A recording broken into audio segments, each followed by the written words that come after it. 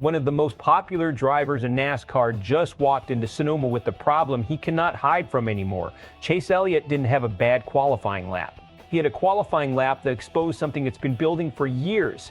And now on one of the toughest tracks on the calendar, the number fins. 9 team is staring at a Sunday where a win might not even be realistic. That's not a small story. That's a fan favorite running out of road. Let's get straight into it. Chase Elliott qualified 18th at Sonoma Raceway. That's third best among Hendrick Motorsports' own 4 cars, not even the top auction in his own shop. Road courses have been a weak spot for Elliott throughout the NextGen era, and 2026 has made that weakness more obvious, not less. The number 9 car simply hasn't shown top 10 speed on these layouts this year. Standings-wise, Elliott has slipped to 6th over the last month. At Sonoma, the realistic goal isn't a trophy, it's stage points and damage control.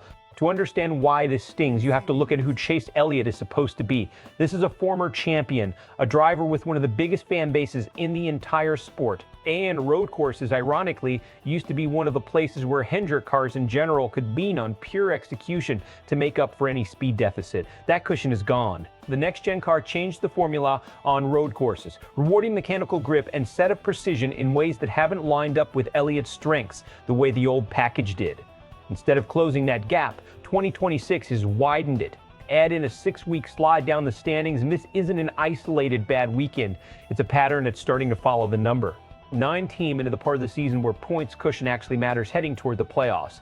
Inside the Hendrick camp, that creates real pressure. When you're not just behind the field, but behind your own teammates in final qualifying position, that's the kind of result that gets discussed inside the shop, not brushed off. Here's where this gets serious from a competitive standpoint. Starting 18th at Sonoma isn't just a bad number, it's a track position problem. Sonoma is notoriously difficult to pass on, which means qualifying badly doesn't just cost stage points, it can cap your entire ceiling for the day before the green flag even drops. Strategically, this forces Elliott and crew chief into a different kind of race. They can't afford to chase a win against cars that started up front with better balance. The smarter approach is exactly what's been suggested. Lock in solid points early, especially in stage 1, and treat Sunday as a recovery day instead of a statement day.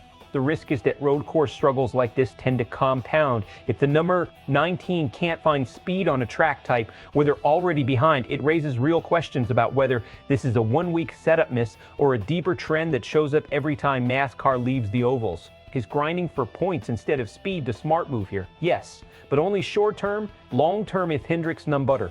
19 doesn't solve the road course issue. It becomes a predictable weakness that costs them every single time the schedule turns. That's the dangerous part.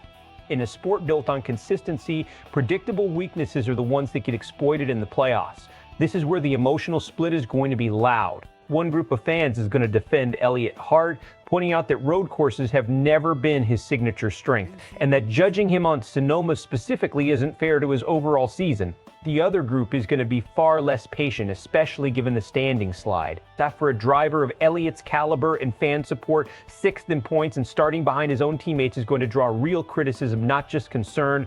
Media coverage will likely frame this less as panic and more as a checkpoint, a moment to ask whether Hendrick's road course program as a whole needs a serious look before the playoffs begin. Best case for Elliott and the number 9 team, they execute the points-first strategy perfectly, stack up stage 1 points, avoid late race trouble, and salvage a quietly solid points day that stabilizes the standing slide.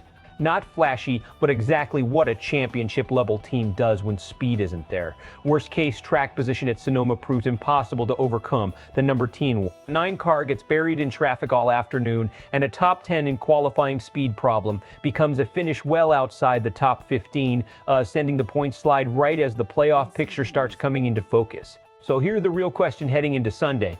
Is this a temporary rough patch for Chase Elliott, or is road course speed becoming a real long-term weakness for the number 9 team? Tell me where you stand in the comments. Are you patient with Elliott right now, or is this starting to feel like a real problem? If you want the honest breakdowns other channels won't give you, make sure you're subscribed to SportsWire USA, because this storyline isn't going away anytime soon.